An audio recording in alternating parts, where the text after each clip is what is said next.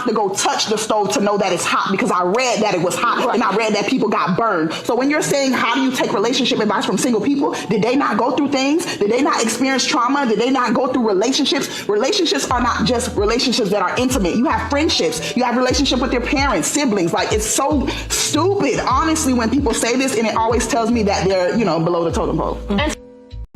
Now for speed dating, they're charging women $100. I saw that. Men not showing up. Yeah, I saw it. Now that I found was interesting. So two things are going on. Men don't want to be in relationships, or they financially broke. Because when I travel to these events, it be nothing but women. Word? And I say to myself, yo, where the guys at? Because they be dancing with themselves. They all go out on a group together. The game has truly changed. Women will swipe into debt for their entertainment and experience, whereas guys, they'll be like, maybe next week. A girl be like, swipe it. Women, no matter what event you go to, if it's popping, it's gonna be 80% women at that event. And if a man really wants to meet a nice person, you got confidence, you know how to speak, go to these events, you'll meet the female of your dreams, and just don't take one number. Get a few numbers. And sometimes that can backfire on you. What's up with men? I don't know. I wanted to ask you, men don't come up and ask or talk to you anymore. There was this cute guy. He went to the bar at one point, so I was like, oh, let me go to the bar too. So I saddled up next to him at the bar and kind of gave a look, and he looked right at me and then looked away. I was like, okay, well, never mind. I was seeing something that apparently wasn't actually happening. And as we left, one of the other bachelorettes on this trip was like, oh my gosh, that guy kept looking at you. Did you guys talk? I was like, wait, what? You saw it too? I guess I could have said, hi, how are you? I don't know why I didn't. I guess I was like, I made that move. Meet me the other 75% of the way or whatever it is. It is becoming like that. I think that there's a shift in it. And honestly, women have to take more of the reins in a way. Maybe we should have a man on and ask him what that's like. Why don't they do that? A dating expert. Is there a dating expert man that would like to come on this podcast? I can't remember many times I've been approached. And that has been hard on my self-confidence because I've seen it happen to my friends. Specifically these two friends that are drop gorgeous, fit all the beauty standards, petite. Obviously, I'm not harping on them, but I'm always just why doesn't that happen to me? Am I intimidating somehow? Am I putting off a certain vibe? I like to be it's just my height, I guess. I'm just too broad of shoulders for someone to approach me. But I've been approached by women, and so I wonder if it really is. It's almost switching these days. People are just changing.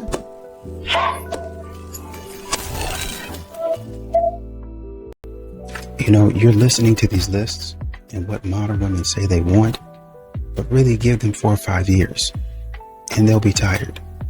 I'm tired of having to carry this load. I'm tired of having to do this all myself. It's been 5 years. It's been 2 years. And I'm already tired, boss. A wise man once said, don't save her, she don't want to be saved. And I didn't know how right he was until I started posting female-centered content online.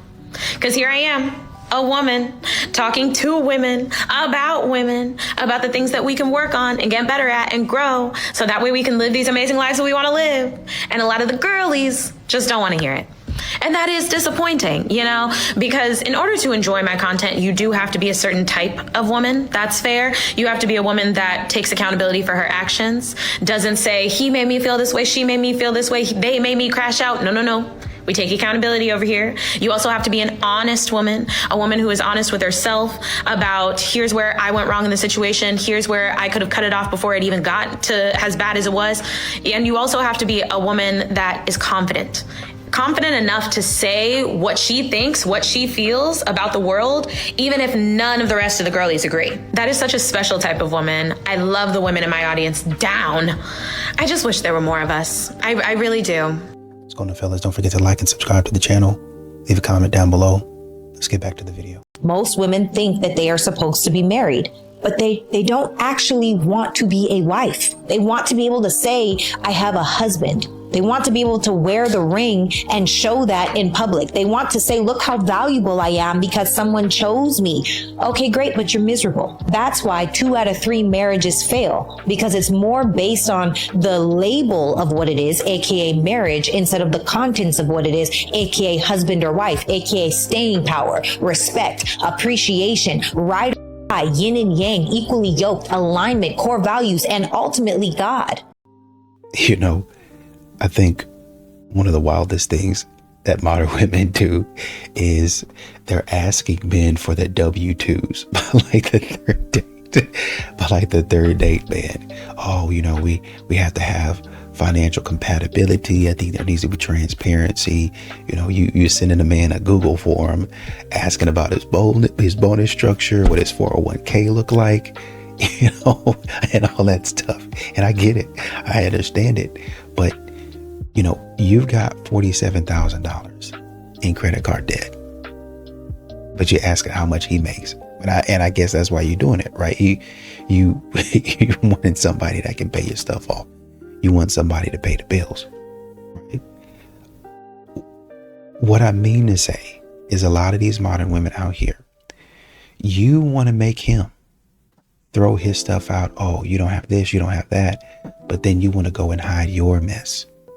You want to look at him and say, man, you got a lot of stuff going on and you don't qualify for me. But then if a man would start digging a little bit more, he might say, oh, you know, we're about in the same boat.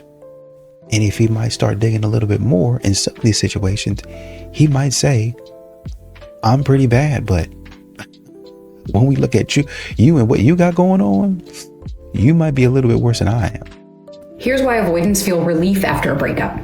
You've had this narrative that like they're just the worst people and they never cared about me and they left immediately and now they moved on and they don't feel a thing. What's actually happening is both people were dysregulated, right? So an anxious person wants closeness, whereas an avoidant person wants more space. And if your window of tolerance is small, meaning that you get super dysregulated or up and down really quickly, then the vulnerability required in a relationship is going to trigger you, because for a lot of avoidance, vulnerability means unsafe.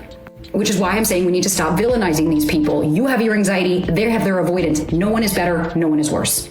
And after an avoidant breaks up, they feel relief. Oof, okay, my nervous system is more regulated. And then down the road, they start to process and realize this person was really amazing. And which is why sometimes they will come back, but not always.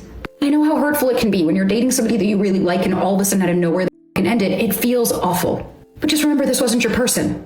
We don't need to villainize avoidance as if they're the worst people. We can just say that that person isn't ready for what it is that you want or need. Neither one of you are bad or good. But let go of this narrative, because trust me when I say there are plenty more avoidant people out there than you'd like to think. And if you're just going to say, well, I'm not going to date them, good luck out there in the dating world, baby. A woman isn't supposed to bring anything to the table, at least not from the perspective of traditional history or nature, and certainly not in the same way that a man does. The table represents structure, and a man who wishes to be the expression of the masculine energy should represent the entire structure. The feminine energy flows through the structure and empowers it. This is why there's a saying, give a woman a house and she'll make it a home. Because the value that she's supposed to bring is that she multiplies what the masculine gives her. Which is also why people say the man brings home the bacon and the woman cooks the meal. As a man, you want to be the entire table so that you can be the full structure for your family and share it with a woman who's committed to gifting it with the feminine energy. I think modern women have to start understanding that you're not really the only one out here that has anything to lose. That's what a lot of these modern women do a lot of times, is they try to say things like, well, you know, it's not good to get married because I'm going to have to be a slave and a servant, and then go on describing all of the things, all of the terrible things that they have to come in contact with. Mind you, the man that they're with is paying all of their bills, pretty much. The man that they're with is paying for the dates. He's paying for a lot of the things that she wants, and she's still complaining. She's still complaining about what he isn't doing, what he'll never be, what he hasn't been thus far. Just completely ungrateful. At some point in time, you have to, y'all be in the mirror looking at positive affirmations. How come there's no positive affirmation to understand how to treat a man? You love yourself. You're beautiful. You is kind. You is strong. You is purty. You is going to be nice today. You is going to be a good person. You is going to be respectful. How come y'all don't put that on y'all's mirror? How come y'all don't put that on y'all's list of affirmations? You is not going to be a jerk. Why do I feel guilty for not being in love with someone who's actually good to me? Wait, what do you mean? I mean, he is kind. He listens, he shows up. There's no drama, no toxicity, but something feels off. Like I'm living in a relationship that looks perfect on paper, but I feel disconnected. Are you sure it's not just fear of stability? Sometimes when we're used to chaos, calm can feel boring. That's what I thought too. I even told my therapist. She asked me, is it boredom or emotional flatness? And I realized it's not that I miss drama. I just miss feeling deeply, passion, curiosity, emotional intimacy. With him, I feel safe, but not seen. That's tricky, because you won't find everything in one person. I know, but I also know this. If someone asked me, is he the one? I'd pause. And I don't think the one should make you pause. But what if we've over-romanticized the one? What if long-term love is just quiet compatibility? Then why does this quiet feel like I'm shrinking? Like I'm betraying both of us by pretending I'm all in? He deserves someone who lights up when he walks in, not someone still trying to convince herself that this is enough. You're not selfish for wanting more. You're honest. And sometimes choosing yourself means walking away from something good, not because it's broken, but because it's not right for you. Although God told you your wife was on the way, it wasn't like I was the first chick that he seen and was like, hey, you're the first one, so you're the one. You know what was crazy? It's not you were the first one. It was, I was in a season where I was cutting women off like quickly because I'm like, it's not you. Oh, you're not lining up with what I know my wife to be. You know what I'm saying? So I just really feel like when you know. And a lot of these modern women, sometimes they get it through their heads. I'll even say, we say, well, you're going to wait until you're 30, 40, 50 years old until you realize, man, I fumbled the guy. But there's some of these modern women out there that understand, hey, this was a good guy. I want to get a second chance with him. The only problem is they realize, hey, academically I can't even say academically now. I have to say through experience, they realize this guy that I thought was going to be the alpha male is not good for me. So I'm going to call back to this guy and hopefully he takes me back. Unfortunately, first of all, how dare you? Second of all, you don't really even want to change your ways. You want to keep on doing what you're doing. And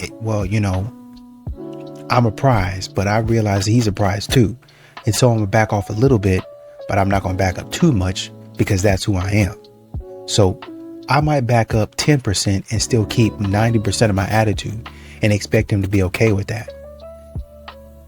If you go out there and a man dogs you out and then you trying to, skip on back to the guy that you left, you gonna need to back off more than 10% of your bad attitude. You gonna need to back off like 50% at minimum. At minimum, you can keep your personality because that's who you are. But that attitude you had, you might be able to keep 10% of it if you're lucky. Ella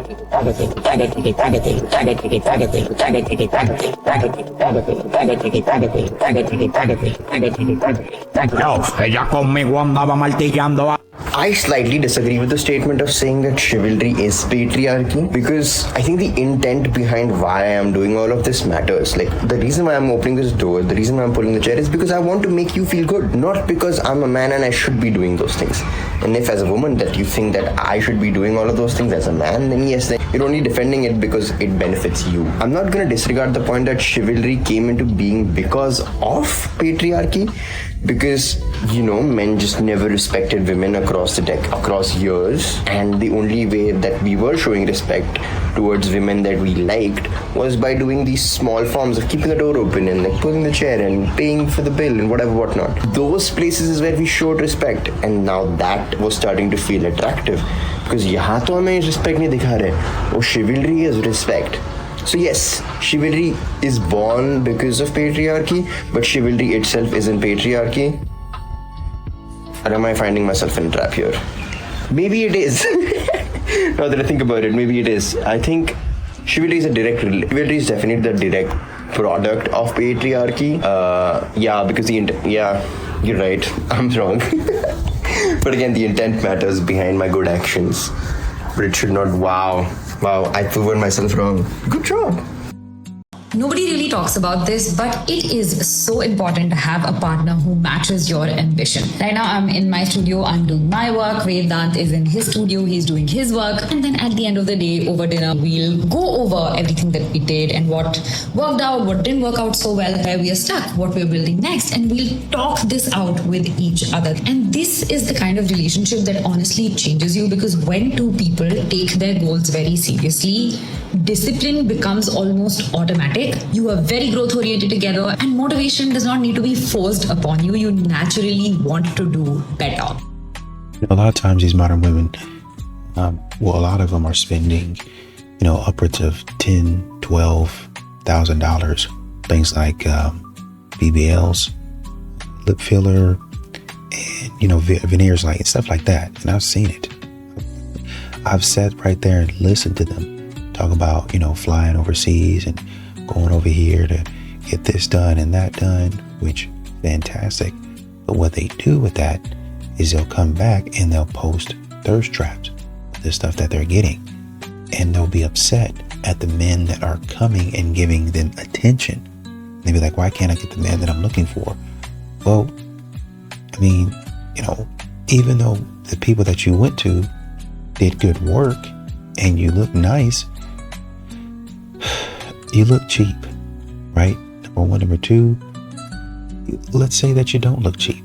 Let's say that you look fantastic, did a fantastic job on your face, the tummy tuck. I saw one lady that they gotten what they call like a mommy makeover or something like that. But you go and you do all that type of stuff and you don't even look like yourself anymore. And so essentially, and this is what modern women get mad at. They get mad at a man for saying, oh, well, I'll just, go get a doll or something like that. But then you want him to accept plastic, because after a certain point in time, that's essentially what you are. Is nothing but plastic. You're not a real person. Why would anybody that, there's some people I think that, they don't care about that type of stuff. But you have a lot of guys that would like you as much as possible, if you can, to be natural and to take care of what you got. A lot of women say they want a good man until they actually meet one and realize he's not easy to deal with. A good man isn't convenient. He doesn't bend to chaos. He doesn't abandon his values just because emotions run high. And this is where confusion starts. If you've never experienced emotional maturity, you'll misread it every time. You call him cold because he won't tolerate drama. You call him distant because he protects his peace. You call him detached because he refuses to beg for approval. But that isn't coldness. That's self-respect. A man who knows his worth doesn't move from insecurity. He moves from conviction. He doesn't chase chaos. He doesn't chase emotional volatility.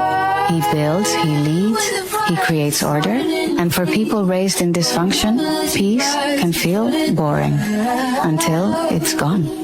Stability doesn't trigger adrenaline, but it does build a life.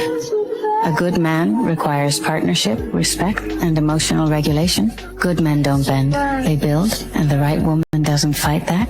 She rises to meet it. I think the thing that a lot of men are tired of is modern women continue to demand chivalry, but they're not respecting the man being chivalrous.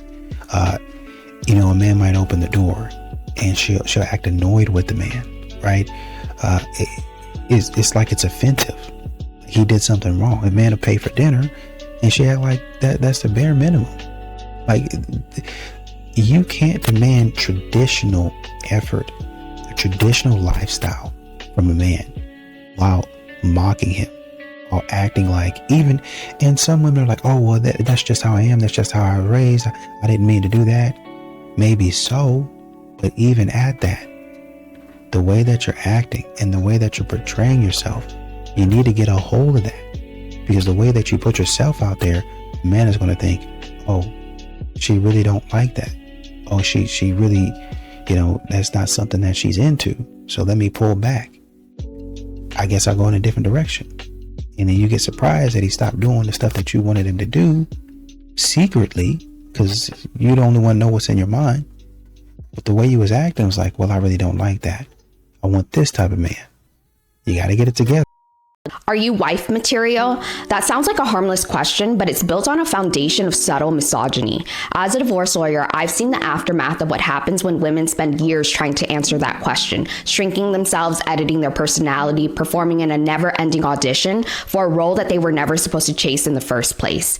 Women are not put on this earth to audition to be wives. This isn't The Bachelor. You don't get a ring for being the last one standing after months of emotional gymnastics. We are not here to win a man's approval like it's some kind of prize at the end of a personality contest. Being kind, nurturing, supportive, those are human traits, not job requirements for marriage. Somewhere along the way, society convinced women that our biggest achievement is getting picked, that being someone's wife validates us.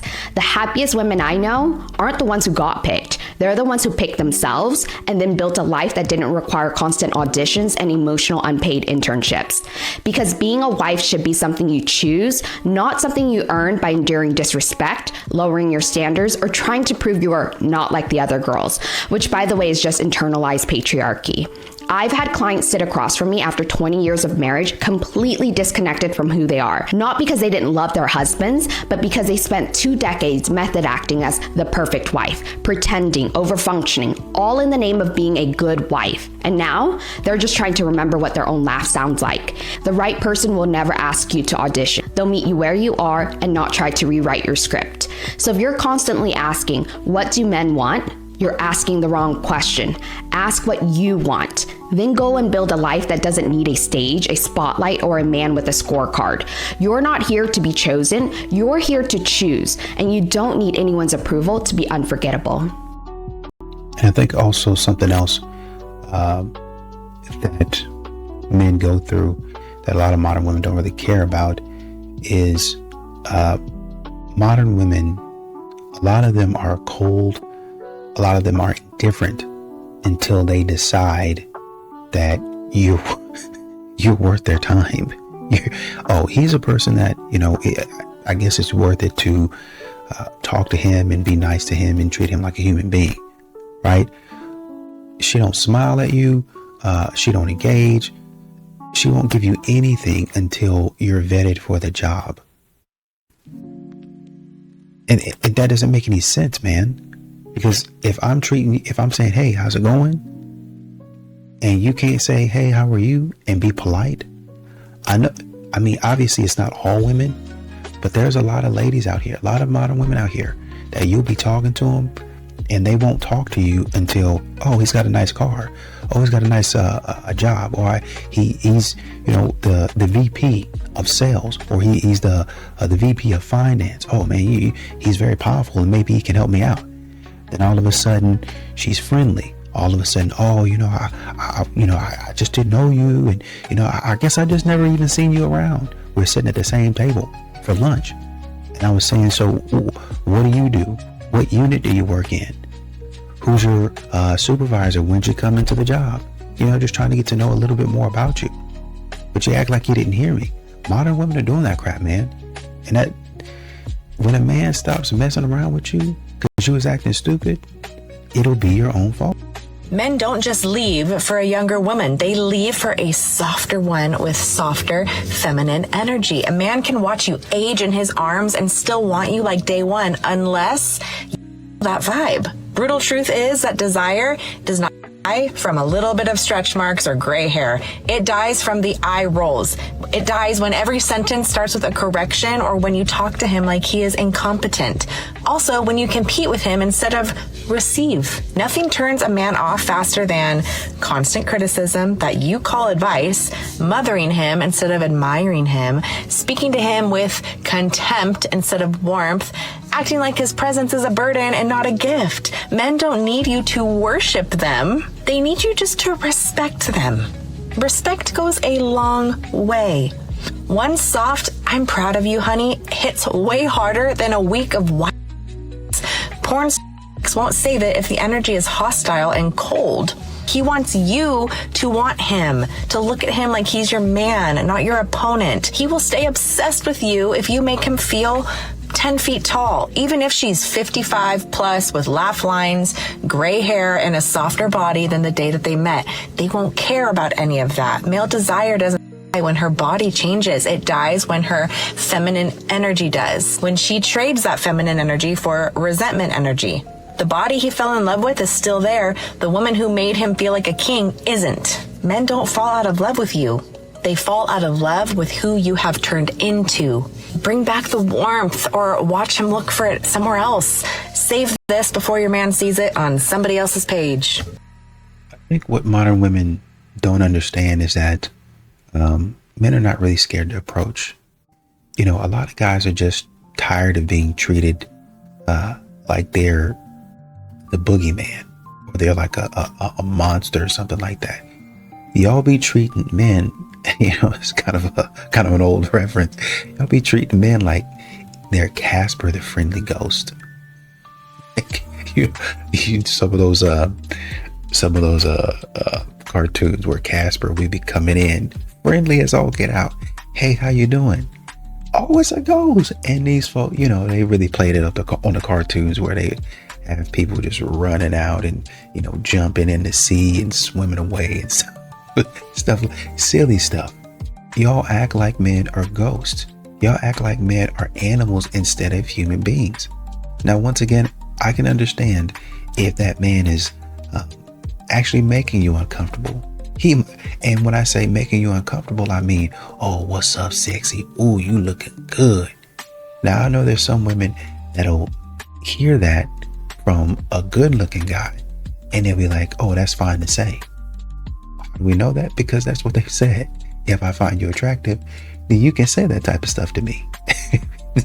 so it's not and then a man goes into his logic and says, so it's not really that I'm a creep, it's just that you don't want to hear it from me.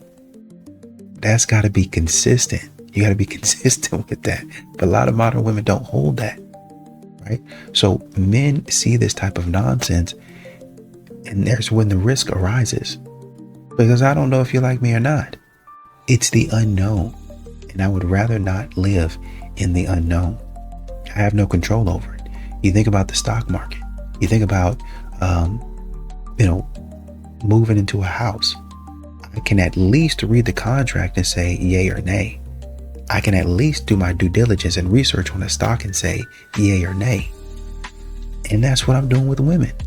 I'm looking at her. I'm reading what I can about you. I'm looking at your body language and your face, and I'm saying yay or nay. That's what it is. I'm saying yay or nay. Well, you didn't even really give me a chance. I didn't see much of a reason to give you a chance. I didn't see much of a reason to come up and talk to you. You really didn't give me one. Your financials, your trailing 12 months, your cash flow, to put it in financial terms, didn't really look all that great. Your key metrics don't look all that great. So I'm not coming over there. You got to start putting out, and it's more than looking good in a dress and putting on good makeup and fixing your hair. It's going to come down to your attitude. Period. End of story. It's going to come down to your attitude every single time.